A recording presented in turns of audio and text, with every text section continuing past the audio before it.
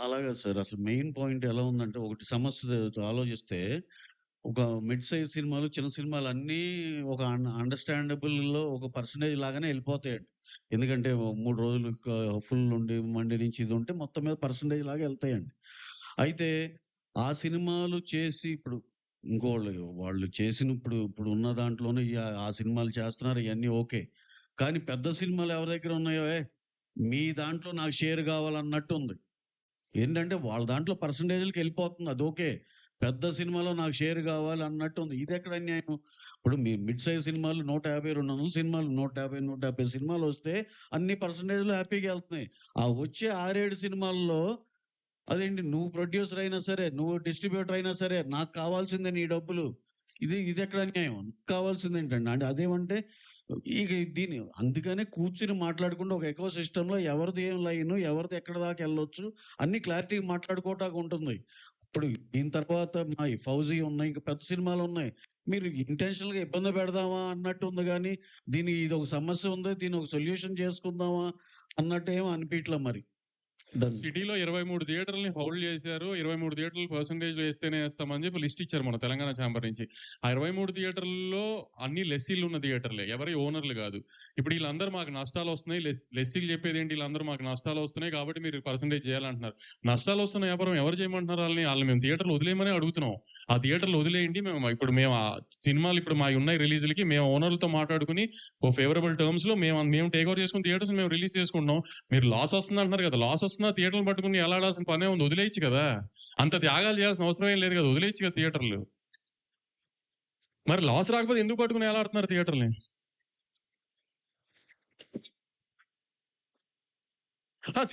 మరి సినిమాలు మానేయమని ఎవరు అనట్లేదు కదా, ఇక్కడ కూడా మేము వాళ్ళు మానేయమనట్లా. మాతో పాటు జర్నీ చేయండి, సేమ్ బోట్ లో ఉన్నాం కాబట్టి, అందరం ప్రాబ్లమ్స్ లో ఉన్నాం కాబట్టి యూనిలాటరల్ గా ఏదన్నా ఒక మిడిల్ గ్రౌండ్ కూడా చేద్దాం అంటున్నాం. అంతే తప్ప మరి వాళ్ళు చెప్తుంది అదే కదా, మేము పర్సెంటేజ్ అయితేనే వేస్తాం అని. అలా అది చెప్పింది అదే కదా, మరి అతని కండిషన్ గా.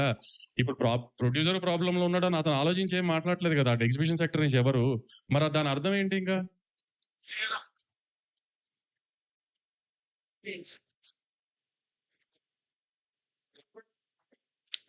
మేము యాక్చువల్లీ 15th ఈ ఎగ్జిబిషన్ కి సంబంధించిన పర్సంటేజ్ సంబంధించిన దాంట్లో ఎగ్జిబిటర్లు, ప్రొడ్యూసర్లు, డిస్ట్రిబ్యూటర్లు కలిపి ఒక మీటింగ్ పెట్టుకున్నాం 15th. కానీ నిన్న సడన్ గా ఇది ప్రెస్ ముందుకు తీసుకొచ్చి ప్రెస్ మీట్ పెట్టి ఎందుకు దాన్ని అలా తీసుకెళ్లారో తెలియదు. సో ఇప్పుడు వాళ్ళు అలా చెప్పారు.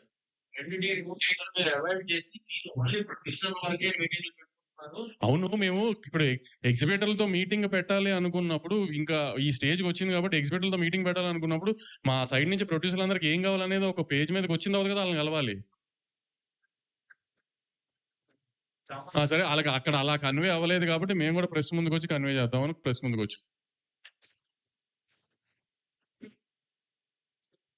అంతే కదండి, రెంటల్కే చేయాలి. ఇప్పుడు అదే కదండి చెప్తుంది, ఆల్రెడీ ప్రొడక్షన్ లో ఉన్న సినిమాలు కాస్ట్ ఆఫ్ ప్రొడక్షన్ కాదండి. ఇప్పుడు దీంట్లో సార్ ఈ కండిషన్స్‌లో ఇంకో ఆలోచిస్తేనండి, ఇప్పుడు రన్నింగ్‌లో ఉండి, రిలీజ్‌కి దగ్గరుండి 50% అయిన సినిమాలు ఇయన్నీ ఎందుకంటే మేము ప్రాసెస్‌లో ఉన్నప్పుడే ఓటీటీలు సగం అయిపోయి, శాటిలైట్‌లు అవ్వక, నాన్ థియేట్రికల్ ఇబ్బందులు ఇయన్నీ ఫేస్ చేసాం. చేసినాక ఆ సినిమాలకి ఎగ్జంప్షన్ వచ్చేయాలి.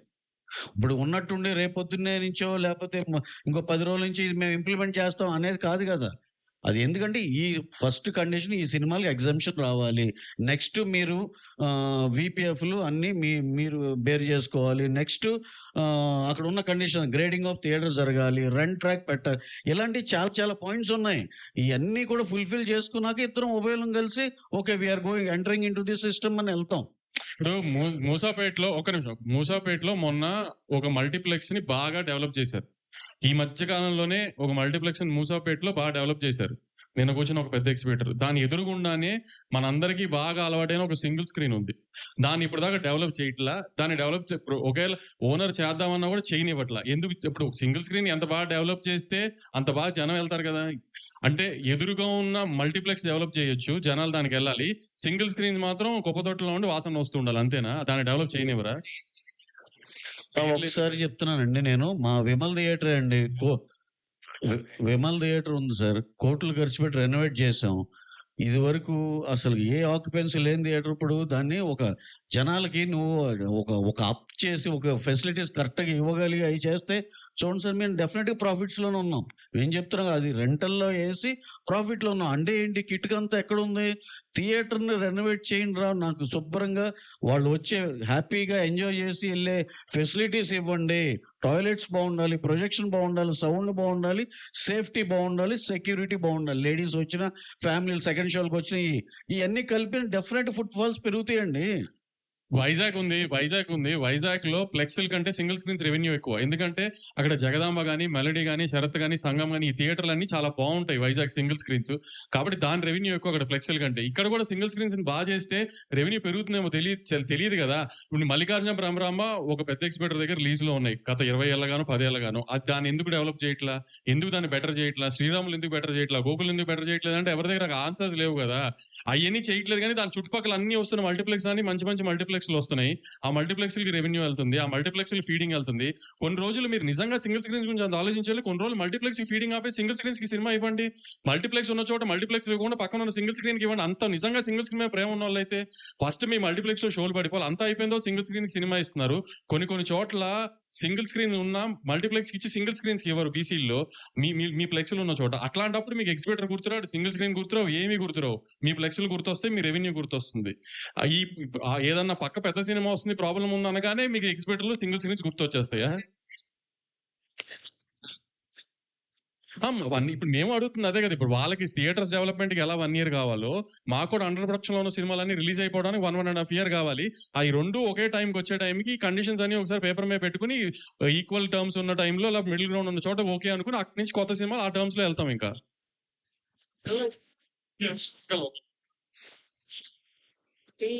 వాళ్ళేంటంటే పర్సెంటేజ్ ఇవ్వకపోతే మేము ఆడము అనేది క్లారిటీగా చెప్పారు.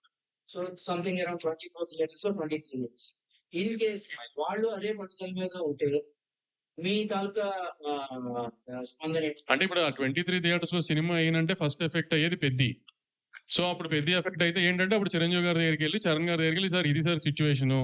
ఇట్లా లాస్ట్ మినిట్‌లో చెప్పారు. ఆల్రెడీ ప్రొడ్యూసర్ అయిన ఆయన పెద్ది మీద ఒక అమౌంట్ ఆఫ్ ఎక్స్‌పెండిచర్ అయిపోయింది. సో ఇప్పుడు ఈ హిట్ తీసుకునే పొజిషన్‌లో ప్రొడ్యూసర్ లేరు. కాబట్టి ఏం చేద్దామండి అని చిరంజీవి గారిని అడగడమే ఇంక నెక్స్ట్. నిన్న వాళ్ళు ర్యాండమ్ గా ఎక్కువగా తీసుకొచ్చారు. అసలు గవర్నమెంట్ పెంచుతా ఉన్నా కూడా నేను డిబేట్ చేయట్లు మేమైతే పెంచం స్టేట్స్ లో. ఇది అవుట్ ఆఫ్ ద బాక్స్ వాళ్ళు తీసుకొచ్చిన సార్ అది సెకండ్ టాపిక్ అండి. సార్ ఆడియన్స్‌కి నిజంగా మీరు థియేటర్‌కి తీసుకురావాలి అనుకుంటే ఒక రూ. 50 రూ. 100 మేము తెచ్చే థియేటర్ రెంట్ కంటే మీరు అమ్మే రూ. 500 కనుకలు ఎక్కువ భయపడుతున్నారు. ఆ ఎఫెక్ట్‌ని తగ్గించండి ఫస్టు. మెయిన్ ఇప్పుడు బుక్ మై షో ఓపెన్ చేయండి మీరు. టికెట్ రూ. 150 ₹175 మేము అమ్మేది అనుకోండి. ₹195 అమ్ముతాం, లేకపోతే $295 అమ్ముతాం. $295 మీద గవర్నమెంట్ వేసుకోమని చెప్పింది ₹6 బుక్ మై షోని. కానీ మీరు 2 టికెట్లు కొంటే 600 కట్టాల్సింది దగ్గర 800, 750, 850 కడుతున్నారు. దాంట్లో ₹50, ₹60 కన్వీనియన్స్ ఫీ అని పోతుంది. అవన్నీ ఏంటో అడగండి సార్. అవన్నీ తగ్గించండి. F&B పాప్కార్న్ తగ్గించండి. మీ కూల్ డ్రింకులు తగ్గించండి. అన్నీ తగ్గించండి. ఆటోమేటిక్‌గా జనం థియేటర్‌కి వస్తారు. మేము పెట్టే ₹100, ₹50 మూలానే థియేటర్ జనం రావడం ఆగిపోలేదు ఏమి. సార్ వంశీ గారు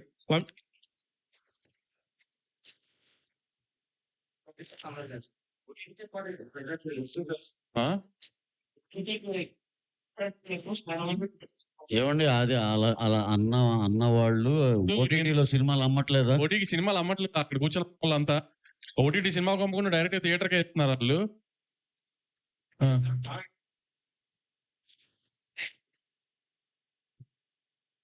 కాస్ట్ గురించి వస్తున్నాను. మీరు చెప్పిన టైప్ ఆఫ్ ప్రోగ్రామ్స్ అంతా అగ్రీడ్. మీరు ఆల్రెడీ రెమ్యూనరేషన్ లో అంతా అగ్రీడ్. అంటే మనం ఒప్పుకోకపోయినా రేట్లు టికెట్ రేట్ అనేది జనాలు మనం తీసుకుంటున్నాం కదా.